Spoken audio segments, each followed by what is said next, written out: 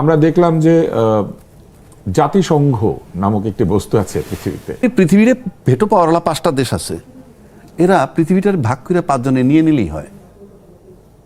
তারপরেও যদি মারামারি কাটাকাটি কমে, আমি ভাই শুকরিয়া। আপনি রাশিয়া প্রতিবাদ জানায়, ওই চীন উদ্বেগ প্রকাশ করে, what is the use of it? আমরা কি সামান্য নিন্দা বা একটা উদ্বেগও প্রকাশ করতে পারছি না? আমেরিকা যাই করবে তাই আপনি সাপোর্ট করবেন, এরকম একটা চুক্তি কিভাবে হতে পারে? পাক বা না পাক, এই যে যুদ্ধের খরচ সেটা কিন্তু কারা দিবে জানেন? যে পরাজিত হবে, যারা পরাজিত বা যারা আক্রান্ত। ভেনেজুয়েলা দিচ্ছে, ভেনেজুয়েলা দিবে, সৌদি আরব দিবে, সবাই দিবে। তোমার জন্য এটা করছি, তুমি দাও। ফ্রান্স এখনো, হ্যাঁ, আর তোমার বাড়িতে আর তোমার জন্য তোমার বাড়িতে আমার ঘাটিতে হামলা করছে, সেটার ক্ষতিপূরণ দাও। ইন অ্যাডভান্স বলছে সৌদি বাদশা, 50% আমরা দিব। কোথায় কোথায় যারা যমুনা ঘেরাও করতেন, কোথায় কোথায় যারা আধিপত্যবাদের বিরোধিতা করতেন, হ্যাঁ তারা এখন কোথায় আছেন আমার খুবই জানার ইচ্ছা। মানে আমাদের এইটা বলার ক্ষমতা নাই যে তুষার ভাই আপনি মাইন্ড করেন না, আমার এই কারণটা বলতে হচ্ছে, এইটা বইলে বলার ক্ষমতাও নাই। আপনি তাহলে দাসত্ব লিখে দিয়েছেন, অথবা আপনার কোনো লেখালেখি আছে কোনো জায়গাতে, নাহলে বলছেন না কেন? মানে আপনি এর চাইতে মানবতার অবমাননা কি দেখবেন? আমেরিকার সাথে বাংলাদেশের চুক্তি, ঠিক আছে, এইটা আমরা রিভিউ করব, ফাইনালি বাতিল করব। না, বাতিল করবো না, হয়তো আমরা হয়তো নেগোশিয়েট করবো, আমরা নেগোশিয়েট করব, রিভিউ করব, যা কিছু করি। এটার যে টার্মস অ্যান্ড কন্ডিশন, এগুলো যদি আমরা চেঞ্জ করার কথাই তো আসবে আলটিমেটলি। এত আমতা না কইরা চেঞ্জ করার ব্যাপার তো আসবে। আপনি কার সাথে চেঞ্জ করবেন? আমেরিকার সাথে। যদি উনি আমেরিকা মানে আপনি সব পারবেন, না মানলে আপনি কিছুই করতে পারবেন না। কি করবেন আপনি বলেন না? আমরা দেখলাম যে জাতিসংঘ নামক একটি বস্তু আছে পৃথিবীতে, তারা উদ্বাস্তুদের জন্য এগিয়ে যায়, তারা শান্তি রক্ষা করার জন্য দুই দেশের সীমান্তের মাঝখানে শান্তিরক্ষী বাহিনী পাঠায়। কিন্তু একের পর এক দেশ আক্রান্ত হচ্ছে কেবলমাত্র অস্ত্র, সামরিক শক্তি এবং অর্থনৈতিক শক্তির জোরে। কিন্তু এই বিষয়ে জাতিসংঘ কি আসলেই তার সঠিক ভূমিকা পালন করছে? আচ্ছা, আমার আলোচনার দাম আমার দেশে কি আছে এটা আগে বলেন। আপনার দেশের জন্য না, মানুষের জানার বিষয় আছে। মানুষ জানে কি হবে। আমার আলোচনাটার দাম আমার দেশে কি আছে। আমরা এখানে বসে আমেরিকা অ্যাটাক করতেছে ইরানরে, সেই আলাপ করতেছি। আমি হিউমার বলতে পারেন আপনি, wastage of time, who cares you. এই আক্রমণের একটা প্রতিক্রিয়া কিন্তু বাংলাদেশের উপরে আছে, কেননা হরমুজ প্রণালী বন্ধ হয়ে যাচ্ছে, তেল আমদানি, তেল, গ্যাস এবং অন্যান্য জ্বালানির দাম বেড়ে যেতে পারে। বাংলাদেশ অর্থনৈতিকভাবে জটিলতার মধ্যে আছে, তো কি হবে? এবং জাতিসংঘ প্রতিক্রিয়া তো দেখাচ্ছে না, বাংলাদেশ কি প্রতিক্রিয়া দেখাবে? আপনি সাফার করবেন তো তাদের কি? সবকিছুর দাম বাড়ছে, আকাশচুম্বী সবকিছুর দাম বাড়ছে, তো তাদের কি? যারা যুদ্ধটা করছে, যারা অ্যাটাক করছে, তাদের কি? আপনি বলেন না আমারে। আমরা এখানে তারপর আপনাকে বলি, আপনি পৃথিবীর ভেটো পাওয়ারওয়ালা 5টা দেশ আছে, এরা পৃথিবীটার ভাগ করে 5 জনে নিয়ে নিলেই হয়। তারপরেও যদি মারামারি কাটাকাটি কমে, আমি ভাই শুকরিয়া। আপনি রাশিয়া প্রতিবাদ জানায়, ওই চীন উদ্বেগ প্রকাশ করে, what is the use of it? কি আপনি বলেন না? উদ্বেগ প্রকাশ করছি, আমার কাম তো আমি করে ফেলাইছি, আমার কাজ আমি করে ফেলছি। এখন এটার জন্য পার্শ্ব প্রতিক্রিয়া আপনি সাফার করবেন। হরমুজ প্রণালী ধ্বংস হয়ে গেছে, তো তেলের দাম বাড়বে, এই তেলের অজুহাতে অন্যান্য জিনিসের দাম বাড়বে। এখানে আবার আমরা যদি মনে করেন কোনো ব্যর্থতা, এই সমস্ত ঘটনায় কি রাজনৈতিক ব্যক্তি আবার কিন্তু ব্যর্থতা ঢাকতে পারে, যে এই কারণে এইটা হয়েছে, আমরা এটা পারবো না এখন, এই কারণে দ্রব্যমূল্য বেড়ে গেছে, এই কারণে ওইটার মূল্য বেড়ে গেছে। সবসময় আমি একটু পরে আপনাকে যে প্রশ্নটা করব, সেটা করার পর আপনি টের পাবেন যে আসলে আমাদের কি। আপনি বলেন। না, আমি বলছি না যে আপনার আমার পার্শ্ব প্রতিক্রিয়া হবে না। মূলত যুদ্ধটা কি নিয়ে? আপনার কাছে অ্যাটমিক অথবা নিউক্লিয়ার উইপন থাকবে, আমার কাছে থাকতে পারবে না। সোজা বাংলা। আমার ঢাকায় মাস্তান আছে, বাংলাদেশের সেরা মাস্তান আছে, আপনি আমেরিকার জন্য বিশ্বের সেরা মাস্তান। সুতরাং তারা কি ঘুরে ফিরে সবাই কর্পোরেট, ঘুরে ফিরে সবাই সম্পদ। এখন সম্পদ কিছু পাক বা না পাক, এই যে যুদ্ধের খরচ সেটা কিন্তু কারা দিবে জানেন? যে পরাজিত হবে, যারা পরাজিত বা যারা আক্রান্ত। ভেনেজুয়েলা দিচ্ছে, ভেনেজুয়েলা দিবে, সৌদি আরব দিবে, সবাই দিবে। তোমার জন্য এটা করছি, তুমি দাও। ফ্রান্স এখনো, হ্যাঁ, আর তোমার বাড়িতে আর তোমার জন্য তোমার বাড়িতে আমার ঘাটিতে হামলা করছে, সেটার ক্ষতিপূরণ দাও। ইন অ্যাডভান্স বলছে সৌদি বাদশা, 50% আমরা দিব।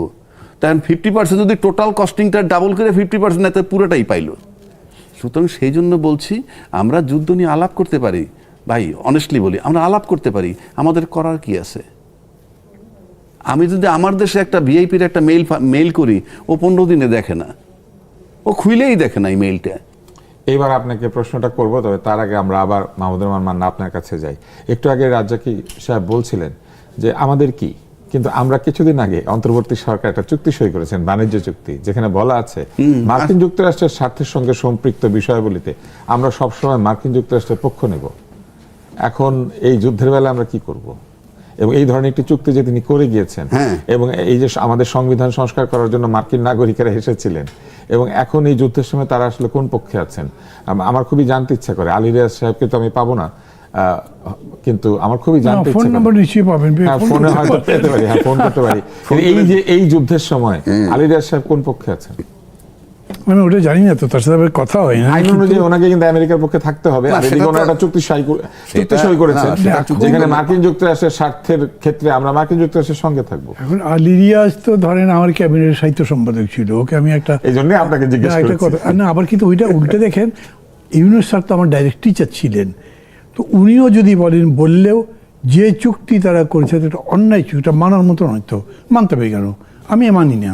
আমি মনে করি যে এটা বানবার পরেও তার কথা সমর্থন করা তো দূরে কোথায়, হেট দিস, যেইভাবে আপনার আক্রমণটা করা হয়েছে আপনি যদি নিন্দাও করতে না পারেন। আমার দুঃখ কি দেখেন, আজকে সম্ভবত কাশ্মীরে, দিল্লি, তার কোথায় কোথায় মিছিল বেরিয়েছে। কাশ্মীরে হয়েছে, পাকিস্তানে হয়েছে, সারা পৃথিবীতেই বিভিন্ন জায়গাতে আমেরিকান দূতাবাসের সামনে। You see nothing in Bangladesh. কেন? এটা আমার একটা প্রশ্ন। কোথায় কোথায় যারা যমুনা ঘেরাও করতেন, কোথায় কোথায় যারা আধিপত্যবাদের বিরোধিতা করতেন, হ্যাঁ, তারা এখন কোথায় আছেন আমার খুবই জানার ইচ্ছা। মানে আমাদের রাজনীতিটাও কিন্তু নীতির জায়গায় নাই, তো এটা একটা শো বিজনেসের মতো হয়ে গেছে। সেই কারণে এরকম, না হলে এটার উপরে মিছিল তো বেরোতেই পারতো। আপনার ধরেন যে চুক্তি হয়েছে, সেই চুক্তির এগেনস্টে রাজনৈতিক দলগুলোর কথা বলা উচিত ছিল। লিখছে কারা? যারা লেখেন, বুদ্ধিজীবী, আর আপনি যখন ইনফ্লুয়েন্সার বলেন, টক শো করে, এরা সব বলছে। এদের কথায় তো উনি যেটা বলছেন যে আপনি টক শো করলে সেটা ট্রাম্পের কাছে যাবে নাকি, কিন্তু বাংলাদেশ গভর্নমেন্ট বলতে পারতো, তারা তো বলেনি। একটা বাংলাদেশের গভর্নমেন্ট, ইলেক্টেড গভর্নমেন্ট আছে, তারা বলতে পারতো যে এই আক্রমণ বা এটা ঠিক হয়নি, আমরা ইরানের পাশে আছি। আমাদের পররাষ্ট্রমন্ত্রী নিজেই তো আমেরিকা প্রবাসী ছিলেন। তা প্রবাসী অনেকেই থাকতে পারে, তো প্রবাসী থাকলে আমি দাসত্ব লিখে দিয়েছি, আপনি তাহলে দাসত্ব লিখে দিয়েছেন, অথবা আপনার কোনো লেখালেখি আছে কোনো জায়গাতে, নাহলে বলছেন না কেন? মানে আপনি এর চাইতে মানবতার অবমাননা কি দেখবেন? যা যা হচ্ছে এখন, যেটা হচ্ছে, আপনি প্রশ্ন যেটা করছেন তার জবাব আমি বলি, মানুষকে বলি, এগুলোকে যদি ঘৃণা করতে না শেখেন, এগুলোকে যদি প্রতিবাদ করতে না পারেন, তাহলে একদিন আপনার ঘাড়ের উপর পা তুলে বলবে চল আমাকে নিয়ে বয়ে যেতে হবে। যেরকম ওই যে একবার ইদি আমিন করেছিল না, রাগে হোয়াইটদের সব ওই টুকরি উপরে 4 জন পালকি বেহারা তিনি নিয়েছিলেন, যারা শ্বেতাঙ্গ, তাদের ঘাড়ের উপর উঠে উনি বসেছিলেন, এবং এর এক ধরনের প্রতিবাদ ছিল তার। মানে এখন কি করবেন আপনি? যে ঘটনাটা ঘটছে, আমরা খুবই অপছন্দ করি নানান কারণে, কিন্তু ইদি আমিন এই কাণ্ডটা ঘটিয়েছিলেন। আমি অপছন্দ করি, তো পাগলামি করলে তো দেশ চলে না। কিন্তু আমি বলছি একটা এক্সপ্রেশন অফ আপনার যে বিক্ষোভ, মনের কষ্ট, সেটুকুই করেছেন। আমরা তো এক্সপ্রেসই করছি না। এটা কীরকম? কোনো পলিটিক্যাল পার্টি কোনো স্টেটমেন্ট দেয়নি, পত্রপত্রিকা অল্প স্বল্প লিখেছে, তাও বেশি না। আর সাধারণভাবে রাজপথে কিচ্ছু নেই। মান্না ভাই বলতেন আমরা এক্সপ্রেসই করি না। আমাদের এইটা বলারও ক্ষমতা নাই যে তুষার ভাই আপনি মাইন্ড করেন না, আমার এই কারণটা বলতে হচ্ছে, এইটা বলার ক্ষমতাও নাই। তার মানে আপনি মনে করেন যে আমাদের মানুষের রাজনৈতিক চেতনা বাক্সবন্দী হয়ে গিয়েছে, আমাদের মানুষ আসলে যেখানে প্রতিবাদ করা দরকার সেখানে প্রতিবাদ করতে পারছে না? কারণ আমার মনে আছে শেখ মুজিবুর রহমানের সময় কিন্তু ইউএসআইএস ঘেরাও হয়ে গিয়েছিল, রীতিমতো গোলাগুলি হয়েছে। আমি বলি ভিয়েতনাম সংক্রান্ত কারণ মতুল কাদের মারা গেল। আমার একজনে জিজ্ঞেস করে ভাই রাজনীতি মানে কি, আমি বলি তুমি বলো তো। সেই বাংলাদেশের সাথে এই বাংলাদেশের পার্থক্য কি? আমরা কি সামান্য নিন্দা বা একটা উদ্বেগও প্রকাশ করতে পারছি না? সেই জায়গাটাই আসতেছি। রাজনীতি মানে হচ্ছে আপনাদের দায়িত্ব আমার নেয়া। আমি সহজভাবে এইটা বুঝি। সবাই রাজনীতি করে মানে কথা কিন্তু ঘুরে একটাই বলে, আপনাদের দায়িত্ব আমি নিব। কারণটা কি? আপনি দায়িত্ব নিতে আসতেছেন কেন? আপনার রাজনীতি আপনি করতে থাকেন না। রাজনীতি মানে কিন্তু সংজ্ঞা চেঞ্জ হয়ে গেছে। আপনাদের দায়িত্ব আমি নিব, এই হলো রাজনীতি। আপনাকে এই অথরিটি কে দিছে? আর রাজনীতি মানে আমার কাছে আর একটা হলো মারাত্মক, আপনি কথার বরখেলাপ করবেন। এবং কথার বরখেলাপ করার মানে হচ্ছে এই, কাল কি হবে জানেন না। কেননা আমি যদি আজকে বলি কালকে আপনার জন্য এটা করব, ফলোইং ডেতে এসে বললাম যে গতকাল যেটা বলছি সেটা আমি একটু অন্যমনস্ক হয়ে বলছিলাম, আমি এটা চেঞ্জ। এই যে কথার বরখেলাপ করা, এই জন্য আপনার শিরোনাম ঠিক আছে যে কাল কি হবে জানি না। হ্যাঁ, আমরা আসলে চিন্তিত, কারণ কাল কি হবে আমরা তো বুঝতে পারছি না, পারতেছেন না। কারণ কি? গতকাল যার আমরা বিরোধিতা করেছি আজ দেখছে তিনি ক্ষমতার আসনে। শুধু তাই না তো, আমি বলছি কালকে এটা করব, পরের দিন এসে বললাম যে না এটা করব না, অন্য একটা। তাহলে কাল কি হবে আমি জানি না। আর এমনি তো যদি আপনি আধ্যাত্মিক জগতে আসেন, তাহলে কি বলে, আপনি যত বড় কবি, বৈজ্ঞানিক, সায়েন্টিস্ট যা কিছু হন না কেন, পরবর্তী মুহূর্তে আল্লাহর তরফ থেকে কি আসতেছে আপনি তা জানেন না। সেটা তো আরেকটা চ্যাপ্টার। আপনি যদি আমাদের এই যে টার্মোয়েল সিচুয়েশন, আমাদের রাজনৈতিক দলগুলিও তো তাদের কোনো বিবৃতি, কোনো উদ্বেগ, কোনো কিছু প্রকাশ করছে না। আপনি কি ইরান যুদ্ধের কথা বলতেছেন? এই যে সারা পৃথিবীতে তো আসলে একটা জটিল যুদ্ধাবস্থা তৈরি হচ্ছে, এখানে খানিকটা ইরান যুদ্ধ থেকে বেরিয়ে গেছেন, তো খানিকটা বেরিয়ে গেছে, রেফারেন্স দেখে কথা বলছেন। আবার ইরানে ডাইকে আনছেন আমাকে। হ্যাঁ, কারণ আমরা তো আমাদের নিয়ে ওনারা কিছু করেনি না, ওনারা তো বিশ্ব নিয়েও ভাবছেন না। সেইটাই তো বলতেছি যে তারা যদি এখন আমেরিকার নিন্দা করে তাইলে রেজাল্টটা কি হয়, আমেরিকার পক্ষে বললে কি হয়, এই আমেরিকার বিপক্ষে বললে আমেরিকা খেপবে। যে আমেরিকার সাথে আন্ডারস্ট্যান্ডিং করে যে বলবে এই ক্ষমতাটাও নাই, যে ভাই সবাই দিছে আমারও দিতে হয়। কিংবা আমেরিকার পক্ষে বললে আরেকজন বেজার হবে, তাকে বলার ক্ষমতাও নাই যে ভাই এই কারণে বলতে হচ্ছে আমেরিকার পক্ষে। আমরা সেই জায়গাটায় আসি। আমাদের রাজনীতি বলতে আমার কাছে মনে হয় যে রাজনীতি বলতে যা বুঝায়, ওই যে আমার দায়িত্ব আপনি নেবেন, একটা ভেক্টর ইউজ করে আপনার দায়িত্ব আপনি নিচ্ছেন, আপনি হৃষ্টপুষ্ট হবেন এবং সেটা আপনাদের অ্যাক্টিভিটিসে বোঝা যায়। সুতরাং এই যে রাজনীতির টার্মটাকে চেঞ্জ করতে হবে। আপনি আমার দায়িত্ব নেওয়ার কেউ না।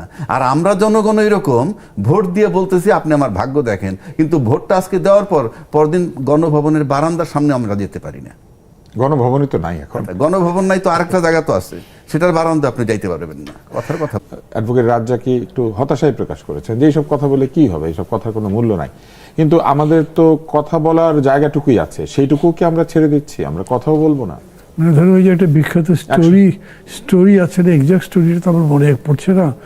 মানে কোনো একটা দেশে নাজিরা আক্রমণ করেছে, তো চেকোস্লোভাকিয়া। হ্যাঁ, চেকোস্লোভাকিয়া না, আমি মানে স্টোরিটা বলি, আমার ওরকম করে মনে নেই, কিন্তু এটা খুব বিখ্যাত কাহিনী, সবাই জানে। তো চারজন লোকের একজন বলছে আচ্ছা ঠিক আছে, মারছে যে ওকে মারছে, আমি তো ওই লাইনের লোকরা আমাকে কিছু করবে না, অসুবিধা নেই।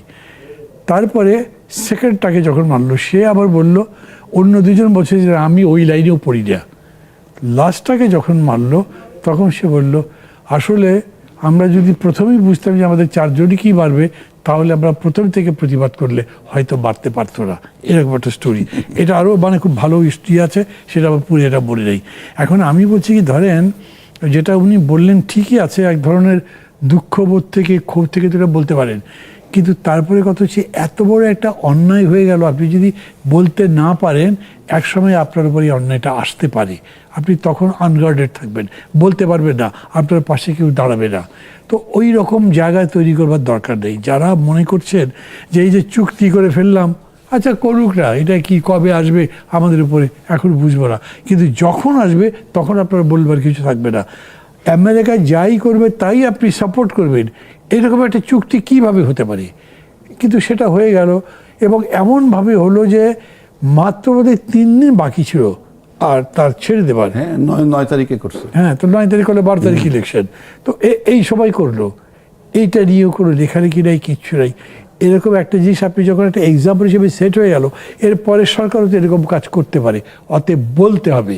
এবং আমি মনে করি ইম্প্যাক্ট যে কত ক্ষতি হতে পারে, যে আপনি বলছিলেন না হুরমুজ প্রণালী তো বন্ধ করে দিতে পারে ওরা, কী ইম্প্যাক্ট হবে চিন্তা করেন, আমার দেশের অবস্থায় কী হবে।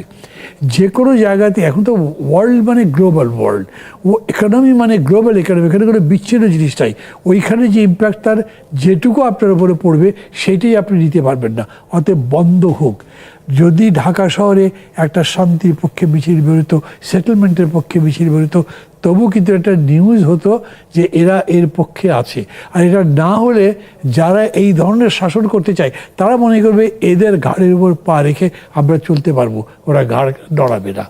এই বোধ, এই জাতির পক্ষ থেকে চুক্তিটা দেওয়া ছিল উচিত। বাণিজ্য চুক্তি, সেই বাণিজ্য চুক্তির মধ্যে এরকম আসবে কেন যে আমরা সমরাস্ত্র ক্রয় করতে গেলেও কারো পারমিশন নিতে হবে, মানে ওই যে অথবা সমরাস্ত্র একটা আমরা বাণিজ্য। তাদের অনুমতি ছাড়া অন্য কোনো পক্ষের কাছ থেকে ব্যবসা করতে গেলে বা ব্যবসায়িক কোনো চুক্তি করতে গেলে সেইখানেও আমাদের এক ধরনের তদারকির মধ্যে থাকতে হবে। না, এটা তো এগ্রি করা উচিত। আপনি সই করলেন কেন?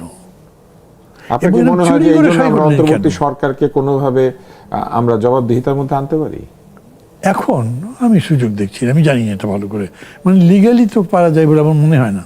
কোনটা? এই আমরা অ্যাডভোকেট এই রাজ্জাকে চুক্তি? আপনার কাছে আসি, যে না, চুক্তিটা ওনারা চুক্তি বাতিল করেছেন, করতে তো পারবে। যে চুক্তিটা ওনারা করেছেন, আমরা কি এই চুক্তির মধ্যে যে অদ্ভুত অদ্ভুত শর্ত রয়েছে এর জন্য আমরা অন্তর্বর্তী সরকারের কাছে জবাবদিহিতা চাইতে পারি? অন্তর্বর্তী সরকারের কাছে হ্যাঁ, কারণ তারা চুক্তিটা করেছেন। করেছে তো কি হয়েছে? তারে গোপনে জেলে- করেছেন। তারে জেলে ভরে দেন, মনে করেন তারে জেলে ভরে দিলাম আমি এই চুক্তির কারণে, চুক্তি কি হবে? তারে জেলে ভরে দিলাম, চুক্তিটা কি হবে? তারে জেলে বললে কি চুক্তি বাতিল হবে? হ্যাঁ, চুক্তি তো বাতিল করতে পারেন আপনি সংসদে। সেইটা আসেন এখন এই জন্য জানতে চাচ্ছি না না আমাদের ঠিক আছে, আইন আসলে কি বলে। আমি বলি আইন কি বলে শুনেন। এই আমেরিকার সাথে বাংলাদেশের চুক্তি, ঠিক আছে, এইটা আমরা রিভিউ করব, ফাইনালি বাতিল করব। না, বাতিল করবো না, হয়তো আমরা হয়তো নেগোশিয়েট করবো। আমরা নেগোশিয়েট করব, রিভিউ করব, যা কিছু করি, এটার যে টার্মস এন্ড কন্ডিশন এগুলো যদি আমরা চেঞ্জ করার কথাই তো আসবে আলটিমেটলি, এত আমতা না কইরা জি। চেঞ্জ করার ব্যাপার তো আসবে। আপনি কার সাথে চেঞ্জ করবেন? আমেরিকার সাথে। যদি উনি আমেরিকা মানে আপনি সব পারবেন, না মানলে আপনি কিছুই করতে পারবেন না। কি করবেন আপনি বলেন না? আপনি প্র্যাকটিক্যাল লাইফে আসেন না। আমার সাথে একজন বাংলাদেশের একজন মন্ত্রীর একটা চুক্তি হয়েছে, বাংলাদেশ একটা মন্ত্রীর সাথে ধরেন আমার একটা চুক্তি হয়েছে। কি চুক্তি? বা একটা ক্ষমতাধর কোনো ব্যক্তির সাথে একটা চুক্তি হয়েছে কি, এই প্লটটার দাম এত, আমি বেচুম, ওকে ফাইন। এরপরে দাম 5 কোটি, দিল 1 কোটি, আপনি তো বেচবেন, বাইন হয়ে গেছে, আসলে দেখেন বুলডোজার চালায় জায়গাটা নিয়ে গেছে, কি বাকি টাকা দিচ্ছি দেব, আপনি কি করবেন? ভাই আমরা বাস্তবে আছি, খালি কি ইমোশনাল কথা বললে তো লাভ হবে না। আপনি আমেরিকা চুক্তি ভায়োলেট করেন না, মানে বাতিল করে দেন, করে দেওয়ার পর আমেরিকা যদি না মানে তার কনসিকুয়েন্স কি হবে সেটা তো পরের চ্যাপ্টার। সুতরাং আপনাকে যদি অসম চুক্তি, আপনি কার সাথে চুক্তি করতেছেন তো সেইটা মাথায় রাখতে হবে। খালি চুক্তি করলে আপনি কত হাজার হাজার মামলা আছে বাংলাদেশে, সেই মামলায় প্রতিকার কারা পাচ্ছে? দুদক। ক্ষমতাবানেরা। না না না না, দুদকের পানিশমেন্ট পাইছে বাংলাদেশে সর্বোচ্চ 5 লাখ, 10 লাখ, 15 লাখ, 20 লাখ টাকা আত্মসাৎ করছে সুপারিনটেন্ডেন্ট ইঞ্জিনিয়ার, অমুক তমুক, ইভেন 4000 টাকার গম মাইরাও দুদকের মামলায় জেল হইছে। কিন্তু ইসলামী ব্যাংক যারা লুইটা পুইটে নিয়ে গেছে, কিংবা জনতা ব্যাংক যারা লুইটা পুইটে নিয়ে গেছে, কি করছে তাদেরকে দুদক? তা আপনি ভাবেন না আমেরিকা বনাম বাংলাদেশ আর এই দুদকের ইয়ে বনাম একটা রিক্সা পুলার একটা চোর। আপনি বলতে চান যে আইন বিচার সবই ক্ষমতাবানরা বেশি Of course. ভোগ করতে পারেন? করতে তারা তো আইনের ঊর্ধ্বে। আপনি ভোগ করা তো দূরের কথা, আইনের ঊর্ধ্বে। মান্না ভাই একটা হত্যা মামলার আসামি হইল, তাকে কোনোদিন পুলিশ জিজ্ঞাসাবাদও করে নাই, তার সাথে একবার দেখাও হয় নাই, ফাইনালি পুলিশ রিপোর্টে ওনার নাম নাই। কেউ একটা ফোন, না, এটা বাস্তব ঘটনা না, এটা একটা উদাহরণ। উদাহরণ, আচ্ছা, এটা তো উদাহরণ, এটা উদাহরণ উনি বুঝছেন। কিন্তু sorry, শেষ হ্যাঁ, আপনি করে, বলতে পারেন। না, মানে আমি বলছি কোনটা ধরে, আমরা এরকম দেখছি। তো আপনি আমেরিকার আপনি যে মানে আপনি বলতে চাইছেন যে ক্ষমতা ধরের সাথে আসলে কিছু বললেও লাভ নাই, কিছু আপনি করলেও লাভ নাই। আলাপ আলোচনা করে হাত পা ধরে যদি ছুটতে পারেন ছুটেন। আমরা সোজা বাংলা। আপনার কাছে আমি আসি, আপনি আগে কিছু বলতে বলছিলাম চাচ্ছেন। না যে এইটা তো ধরে একটা দুঃখবোধ থেকে বলা হচ্ছে, আমি এরকম করেই বুঝি। এটা এক ধরনের বিদ্রুপাত্মক ভাবে বলা। সেভাবে হতে পারে, কিন্তু এতে আবার হয় কি একটা সত্যটা বলা বাকি থাকে। ভিয়েতনাম লড়াই করেছেন আমেরিকার বিরুদ্ধে, জিতেছে তো। লাওস কাম্পুচিয়া লড়াই করেছে না, কিংবা লড়াই করেছে, আফগানিস্তানও। হ্যাঁ আফগানিস্তানও, এই তো সব প্রতিকারে। মানে এইরকম নয় যে তারা যা ইচ্ছা তাই করে বেড়াতে পারবে। আপনি ইফ ইউ সারেন্ডার, কিছু করতে পারলেন না। কিন্তু আপনি যদি প্রতিবাদটা রাখেন, আপনি যদি যুক্তির সাথে কথা বলতে চান, যেটা বললেন আপনি, যে এই চুক্তি আমি বাতিল করলাম না, কিন্তু এটা কিন্তু আমি সহনীয় করতে পারি, যা আমার পক্ষে মানা সম্ভব, করতে পারি। পার্লামেন্ট আলোচনা করতে পারে না, বলবে যে আমি ব্যান্ডেড পাওয়ার পরে মনে হচ্ছে যে এটা এরকম করে মানুষ অ্যাগ্রি করছে না, আমি এটা তোমাকে রিভিউ করার জন্য বলছি। হতে তো পারে, যদি নাই করেন তাহলে আমি বলছি, আবার বলছি, ঘাড়ের উপরে 1 ঠ্যাঙের জায়গায় 2 ঠ্যাং তুলে দেবে, আপনি কিছু করতে পারবেন না। কিন্তু এখন থেকে যদি বলেন, প্রতিবাদটা করেন, তাহলে আপনার জন্য জীবন কিছুটা সহনীয় থাকতে পারে। সেটা তো আমি একমত। আমি তো বলছি যে আলাপ আলোচনা আপনি রিভিউ করবেন, সেটা করতেই পারেন, কিন্তু আমি বলছি যে আমরা যে জায়গাটায় আসি, আমরা নিজেরা কি সেটা দেখেন। আমি নিজে যখন ক্লিন না, আমি নিজে যখন ক্লিন না, তখন আমি প্রতিবাদ করব কেমনে? আমি নিজে যখন ঋণ খেলাপি হয়ে পার্লামেন্টের মেম্বার হয়ে যাই, আমি নিজে যখন দ্বৈত নাগরিকত্ব নিয়ে পার্লামেন্টের মেম্বার হয়ে যাই, আমার প্রতিবাদের ভাষা কি? আমি তর্কে আপনি if you are not clean, আমার জায়গাটা হলো এখানে। ট্রান্সপারেন্ট না হলে প্রতিবাদ করা যায় না, এবং ট্রান্সপারেন্সি ম্যান্ডেটরি। তাহলে কি আমরা বলবো যে খেলাফত মজলিসই সবচেয়ে ট্রান্সপারেন্ট? সেটা আমি জানি না। তারা আজকে প্রতিবাদ করেছে বাইতুল মোকাররমের উত্তর গেটে, মহানগর শাখা একটা ছোট্ট প্রতিবাদ করছে, সেটা তো গ্রহণযোগ্য মসজিদের সামনে। যদি করে থাকে অবশ্যই গ্রহণযোগ্য, যেটা মান্না ভাই বললেন, করছে ফাইন, কিন্তু আপনার রাষ্ট্রীয় লেভেল থেকে তো করতে হবে, সরকারি লেভেল থেকে তো করতে হবে। শুরুতে আপনি বেশ একটু উষ্মাই প্রকাশ করেছিলেন, আপনি বলেছেন এত কথায় কি আসে যায়, কিন্তু আমরা অনেকেই, আমরা ইনফ্যাক্ট এই তিনজনই আমরা কিন্তু অনেক কথা বলে যাচ্ছি, এবং আমরা 5ই আগস্টের পরে দেখা গিয়েছে যে একসঙ্গে বহু টকশো করেছি। কথার যদি মূল্য নাই থাকে তাহলে এত কথা বললেন কেন? হ্যাঁ, সেটা বলতে পারেন আপনি। মূল্য হয় যে হয় না একেবারে তাও বলছি না। ওই যে ধরেন আমরা আগে যে টকশো করছি, এই যে 24 আন্দোলন যেটা হইল, সেই আন্দোলনে কিন্তু টকশোর আলোচনার কিছু ইম্প্যাক্ট যে নাই তা কিন্তু না। আর এইটার বার্তা তো শুধু আমার দেশের লোকের কাছে যায় না, এই দেশের প্রায় 200 না 150 না 120টা দেশের হইলো হাই কমিশন আছে বা এমবেসি আছে, তারাও খবর নেয়। তাহলে তো কথার কিছু মূল্য আছে। কিছু মূল্য আছে বলতে, তারা আমলে নিয়ে কোনটুক কাজে লাগাবে কোনটুক লাগাবে না সেটা অন্য হিসাব। কেন বলছি, মান্না ভাই যেমন বললেন যে সংবিধান সংসদ একটা হয়ে গেল, এখন আমাদের একটা সমঝোতা সবসময় থাকা দরকার, ইত্যাদি ইত্যাদি। এই যে সমঝোতা থাকা দরকার, এই কথা তো আমার বলার দরকার নাই, আমরা তো সমঝোতা করে ফেলছি অলরেডি। আপনি উনি বলেছেন যে কিছু বিষয় ঐক্য থাকা উচিত, কিছু বিষয়, আমি সেই জায়গাটাই আসছি, কিছু বিষয় ঐক্য থাকা উচিত। সেই ঐক্য থাকবে কোন বিষয়টায়? যখন কোনো নতুন একটা বিষয় আসবে। আজকে যেমন ইরান ইস্যু, জাতীয় স্বার্থের জাতীয় স্বার্থে বা ইরান ইস্যু আসছে, সেখানে আমাদের একটা ঐক্য থাকতে হবে যে হ্যাঁ আমাদের দেওয়া দরকার, স্টেটমেন্ট দেওয়া দরকার। আবার জাতীয় স্বার্থ হইলে আমরা সিদ্ধান্ত নিব।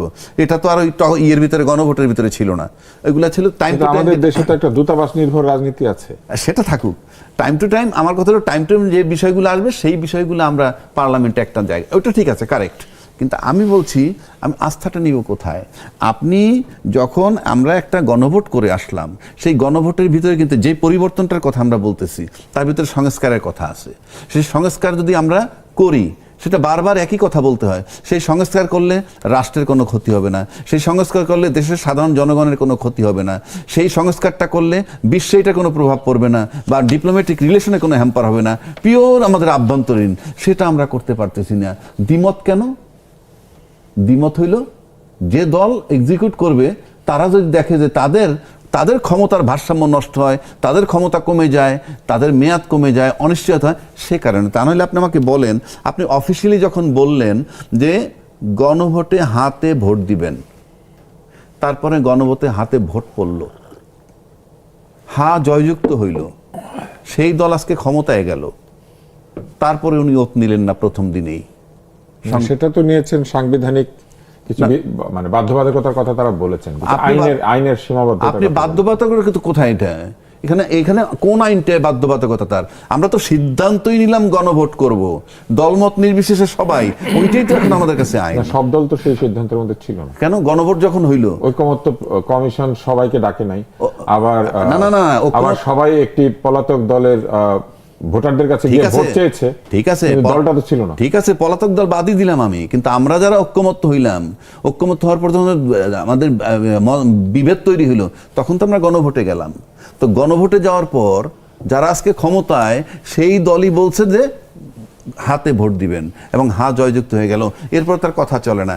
এখন যদি আপনি এখান থেকে সরে যান, কি করার আছে? কারণ একজন দায়িত্বশীল মন্ত্রী অলরেডি বলছে, আমরা গণভোটে যদি রাজি না হইতাম, আমরা নির্বাচন পাইতাম না। এই যে কথাটা, এটাই তো মনে হয় যে আমরা প্রতারণার মধ্যে পড়ে গেছি। তো এটা গেল একদিক। পাশাপাশি যদি আপনি আরেকটা দিক আসেন, আমরা কতগুলো মেজর সিদ্ধান্ত কিন্তু অলরেডি নিয়ে নিছি। মেজর সিদ্ধান্ত বলতে কোনটা?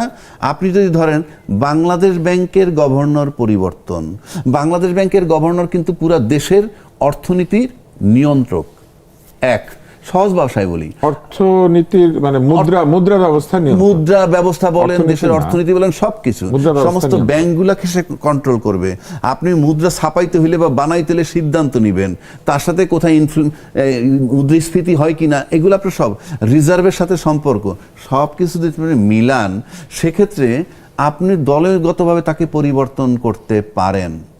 কিন্তু আপনি যাকে দায়িত্বটা দিলেন সে নিজে ঋণ খেলাপি, অথচ গভর্নরের দায়িত্বের ভিতরে কিন্তু ঋণ খেলাপি ছিলেন উনি, খেলাপি মানে খেলাপিত্বকে তিনি পুনর্নবায়ন করে ঋণটা কোথায় আছে আপনি দেখান আমাকে। ওই যে উনি তো পুনঃতফসিল করেছেন। কোথায় কোন পুনঃতফসিল করছেন? হ্যাঁ, 89 কোটি টাকা পুনঃতফসিল। পুনঃতফসিল মানে কি পেমেন্ট দিবেন? কিছু পেমেন্ট দিয়ে উনি আপনি মেয়াদ ঋণ মেয়াদ ঠিক খেলাপি। করে নিয়েছেন, আবার উনি কিস্তি দিবেন। আপনি আপনি আপনি শুনেন, আপনি তফসিল করেন, রিশিডিউল করার মানে কি? আপনি অলরেডি ঋণ খেলাপি, তাকে আপনি বসাই দিচ্ছেন কোন জায়গাটায় যেখানে টাকার সমস্ত কারবার। তো আপনি সব দিক থেকে কোয়ালিফাই। উনি নিজে নিজেকে নোটিশ দিবেন ঋণ পরিশোধ করার জন্য। আপনি বলতে পারেন ওই যে আমরা এতক্ষণ যে হিউমার করলাম সেই হিউমারে চলে গেলাম, কারণ আমি মেজর ডিসিশন কেন বললাম, এটা গেল একটা জায়গা। আর একটা জায়গা আসেন আপনি আন্তর্জাতিক ট্রাইব্যুনালে যে মামলাটা হচ্ছে, এই কথাগুলো কেন বলছি, আপনি কিন্তু এখনো অফিসিয়ালি আপনি মনে করছেন যে এই পরিবর্তনগুলি আরো দেরিতে হলে ভালো হতো? পরিবর্তনগুলো দেরিতে না তো, এটা আপনি তো তড়িঘড়ি কেন? আমি তো 5 বছরের ম্যান্ডেট পাইছি, আমি তো 5 ইয়ার্স ম্যান্ডেট। আইসিটি বা ইন্টারন্যাশনাল ক্রাইম ট্রাইব্যুনালের যিনি প্রসিকিউটর তাকে বদল করা হয়েছে। হ্যাঁ, সেটাই তো বলছি, আমার তড়িঘড়ি কেন? ইউনূস সাহেব যে 9 তারিখে একটা এগ্রিমেন্ট করছে তড়িঘড়ি করে, তা আমি এটার সাথে এটার মিল পাই। আমরাই এত তড়িঘড়ি করতেছি কেন? এখন পর্যন্ত আমার একটা প্রথম অধিবেশন হয় নাই, সেখানে আমরা অফিসিয়ালি কতগুলো জিনিস ফর্মালিটিস কমপ্লিট করতে হবে, সেইগুলা কমপ্লিট হয় নাই, তার সত্ত্বে আমরা এত তড়িঘড়ি করছি কেন? সেই তড়িঘড়িতে হতে পারে এই জায়গাগুলি খুবই গুরুত্বপূর্ণ মনে করছে মানে সরকার। গুরুত্বপূর্ণ মানে এই 12ই মার্চের আগে এগুলো কি শেষ হয়ে যাবে বা উলটপালট কিছু হয়ে যাবে না, কি বিষয়টা কি? আপনি তো কোশ্চেন মার্ক কেন হয়? আপনি এত তড়িঘড়ি করছেন। উনি যদি ঋণ খেলাপি না হইতো, ওনার রিশিডিউল মিডুল এই ইস্যুগুলো না থাকতো, তাহলে একটা ব্যাপার। তাহলেও কি যে কেউ গভর্নর হতে পারে? মানে চাইলে কি আপনাকে কালকে আমরা গভর্নর করতে পারবো? এখন আপনি দিয়ে দিলে কি করবেন? আমি তো আপনি পারেন, কিন্তু আপনাকে তো সেই এই জায়গাগুলোয় তো সেই রকম কোয়ালিফাইড, সেই রকম রিনাউন্ড অর্থনীতিবিদ, রেপুটেশন থাকতে হবে, আপনার গ্রহণযোগ্যতা থাকতে হবে সব। আমি ধরে নিলাম তর্কের খাতিরে ব্যবসা হলে পারবে না, পারবে, ধরে নিলাম। কিন্তু আপনি যখন ঋণ খেলাপি, তখন তো আমি আপনার কাছে টাকা আমানত দিতে পারি না। এখন তো আইনত উনি খেলাপি নাই, তবে ঋণটা আছে। ঋণ তো আছে, আমি সেটাই তো বলছি। ঋণ আছে, কিন্তু আইনত উনি খেলাপি না। যিনি ঋণী তার কাছে আমি সমস্ত টাকা তুলে দিলাম, কি বিষয়টা কেমন? আপনার কি মনে হয় কেন তাহলে এতগুলি সিটি কর্পোরেশনে দলীয় প্রশাসক নিয়োগ করা হলো? যদি 2-3 মাসের মধ্যে নির্বাচন হয়ে যাবে, এই 3 মাসের জন্য কেন দলীয় লোক? একবার তো জিতেই আসতে পারতো। আমার কাছে ব্যক্তিগতভাবে যদি আপনি প্রশ্ন করেন, তাহলে আমরা নর্মালি দেখি সাধারণত এরকম অ্যাডমিনিস্ট্রেটর কখন দেয়? যেই সরকারটা স্বাভাবিক নয়। এটা আর্মি মানে সামরিক শাসন হতে পারে, ইউনূস সাহেব ছিলেন অন্তর্বর্তীকালীন সরকার, কিংবা অন্য আর্মি ব্যাক গভর্নমেন্ট থাকলে তখন অ্যাডমিনিস্ট্রেটর নিয়োগ দেওয়া হয়, এবং সাধারণত আমলা থেকে দেওয়া হয়। এখন ইউনূস সাহেবও তো কিন্তু আমলা নিয়োগ দিয়েছিলেন অ্যাডমিনিস্ট্রেটর হিসাবে, এবং ইউনূস সরকার চলে যাওয়ার পর ওই আমলারা কিন্তু এমনি থরথর করে কাঁপতো। আমলাও দিয়েছেন, এনজিও দিয়েছে, ঠিক আছে, দেখ এনজিও দেখ, কিন্তু এই ইলেক্টেড গভর্নমেন্টের পরে তারা কিন্তু এমনি থরথর করে কাঁপতো যে আমাদের চলে যেতে হবে নির্বাচন, সুতরাং তারা সার্ভিস আরো বেশি দিত, কারণ ভয়ে থাকতো। কিন্তু দেয় নাই তো, মশা বেড়েছে, ঠিক আছে, সেখান থেকে আপনি সরাইছেন, ভালো করছেন, আপনার অধিকার আছে, কারণ নিউ গভর্নমেন্ট হইলে সেটা চেঞ্জ করে। কিন্তু সেক্ষেত্রে আপনার মাথায় রাখতে হবে যে 31% ভোট তো 11 দল পেয়েছে, আপনি পেয়েছেন 49% ভোট। আপনি সেই হিসাবে সমস্ত, আপনি কোনো আমলা না দিয়ে আপনি যে আপনার দলীয় লোকরে অ্যাডমিনিস্ট্রেটর বানাইলেন, তাহলে তো সে 3 মাস পরে দেন আর 6 মাস পরে দেন। আপনি তো ইন অ্যাডভান্স মাঠে তাদেরকে কাজ করার সুযোগ দিলেন, ভোটারদের সাথে আলাপ করে সব কিছু করবে, একটা ফিল্ড তৈরি করার বিষয় দিলেন। আপনি তো ওইভাবে দেন, তাহলে তো 11 দলীয় জোটও আপনি বলতে পারতেন দুইটা তাদের মতামত নিয়ে 2জন মেয়রকে আপনি দিতে পারতেন, অথবা আপনি সব অ্যাডমিনিস্ট্রেটর দিতেন, এবং সেই ক্ষেত্রে আপনি এখানেও তড়িঘড়ি করছেন। আমার বক্তব্যটা হলো ওইখানে। সুতরাং আপনি এখানে এইটা করার মানে হচ্ছে এই যে নির্বাচনের মাঠটা নিয়ে আপনি সন্দিহান কিনা, তা না হলে 2/3 মেজরিটি পাওয়ার পর আপনাদের তো শঙ্কিত হওয়ার কোনো জায়গা নাই। যত দ্রুত আপনি নির্বাচন দিতে পারেন, সবই তো আপনাদের। আরো একটা প্রশ্ন এসেছে যে এই প্রশাসক যারা, তারা কি আবার নির্বাচন করবেন? সেক্ষেত্রে তারা কি তখন প্রশাসক অবস্থায় নির্বাচন করবেন নাকি পদত্যাগ করবেন? তাহলে আবার প্রশাসক নিয়োগ দিতে হবে। সেটা সেই প্রশ্ন যদি আপনি ধরে নেন, আপনি প্রশাসক থেকে বসেও করতে পারে, কারণ আপনি এখন তো কোনো নিয়মে নাই। আমরা পরিষ্কার এই পর্যন্ত যে আমি আসছি, আমরা নির্বাচনটা করলাম, সেটাই আমি কোনো আইনে নাই। আমি বলছি, আগেও বলছি, এখনো বলছি, সেটাও কোনো আইনে নাই। গণভোটের আলোকে যদি সংস্কার করেন, তাইলে আপনার আইনে ঢুকতে পারবেন, না ঢুকে চালান আপনি বেআইনিভাবে সব করতে পারবেন, আইনিভাবে সংবিধানে হাত দিতে পারবেন। সেরকম নির্বাচন তো 2008 সালেও হয়েছিল। হ্যাঁ, 2 বছর পরে নির্বাচন হলো না 2008 আর সালে? সেটাই বলছে, নির্বাচন কবে হবে না হবে সেটা এটা তো একটা রাষ্ট্র, এটা তো গিনিপিগ না, সকাল বিকেল আপনি সিদ্ধান্ত বদল হবে, এটা তো হইতে পারে না। আর আপনারা এই প্রক্রিয়ায় গিয়া আইন বানাবেন আর আমাদেরকে মানতে আপনার কি বলবেন। মনে হয় প্রশাসকদেরকে প্রশাসক থেকে নির্বাচন করা ঠিক হবে? করলে আপনি কি করবেন? আপনি যখন দলীয় লোক সব প্রশাসক নিয়োগ দিয়ে দিতে পারতেছেন, আবার বলতেছেন এই শীঘ্রই নির্বাচন দেবেন। কে জানি বললো যে স্থানীয় নির্বাচন কবে, বললেন যথাসময়ে। এই যথাসময় মানে কি? যথাসময় তো ডেট দেওয়ার পর হয়, কোনো ডেট দেওয়া হয়েছে?